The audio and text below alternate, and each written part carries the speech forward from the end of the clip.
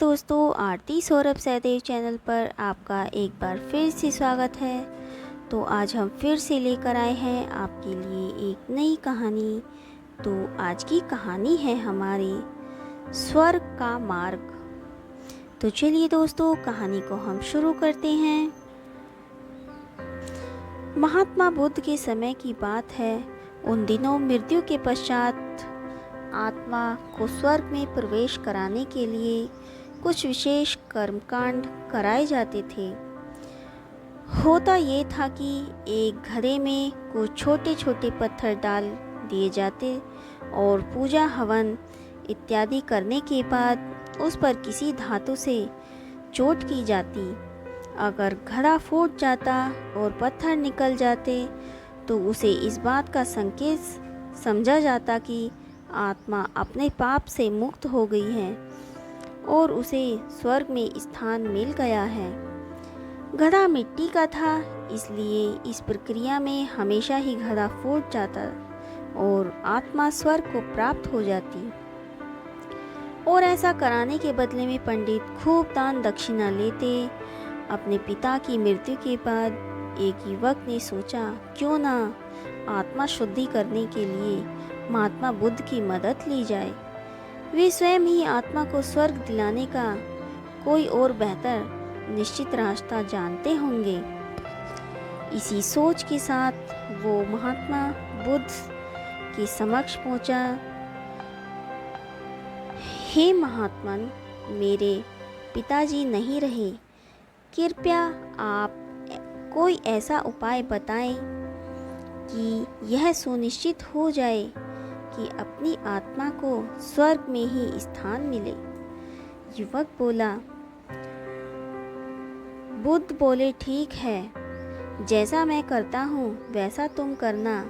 उन पंडितों से 2 घड़े लेकर आना, एक में पत्थर और दूसरे में घी भर देना। दोनों घड़ों को लेकर नदी पर जाना और उन्हें इतना डुबोना कि बस उनका ऊपरी भाग ही दिखे।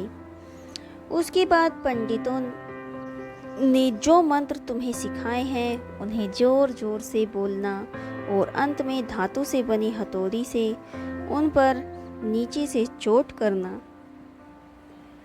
और ये सब करने के बाद मुझे बताना कि क्या देखा। युवक बहुत खुश था।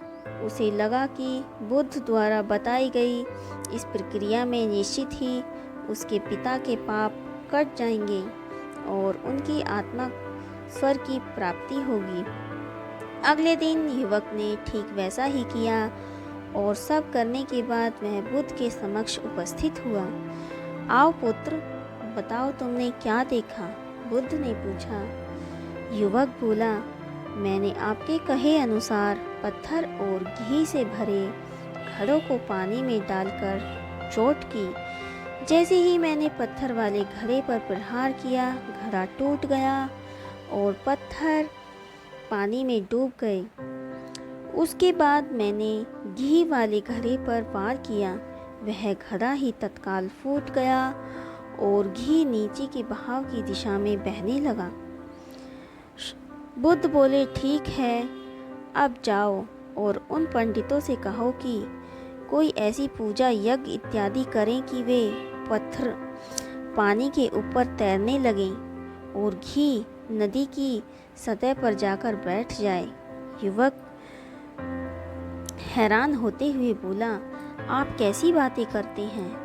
पंडित चाहे कितनी भी पूजा करें, पत्थर कभी पानी से पर नहीं तैर सकता और घी कभी नदी की सतह पर जाकर नहीं बैठ सकता। बुद्ध बोले, बिल्कुल सही, और ठीक ऐसा ही तुम्हारे पिताजी के साथ है। उन्होंने अपने जीवन में जो भी तुम्हें अच्छे कर्म किए हैं वो उन्हें स्वर्ग की तरफ उठाएंगे और जो भी बुरे कर्म किए हैं वे उन्हें नरक की ओर खींचेंगे। और तुम चाहे कितनी भी पूजा कर लो, कर्म कांड कर लो, तुम उनके कर्म फल को रत्ती भर भी नहीं बदल सकते। युवक बुद्ध की बात समझ चुका था कि मृत्यु के पश्चात स्वर्ग जाने का सिर्फ एक ही मार्ग है और वो है जीवित रहते हुए अच्छे कर्म करना। तो दोस्तों, आज की कहानी आपको हमारी कैसी लगी हमें कमेंट करके ज़रूर बताएं। अगर आपको हमारी कहानियाँ पसंद आई हो तो उन्हें ज़्यादा से ज़्यादा लाइक और शेयर करें और हमारे चैनल को सब्सक्राइब करना ना भूलें। धन्यवाद।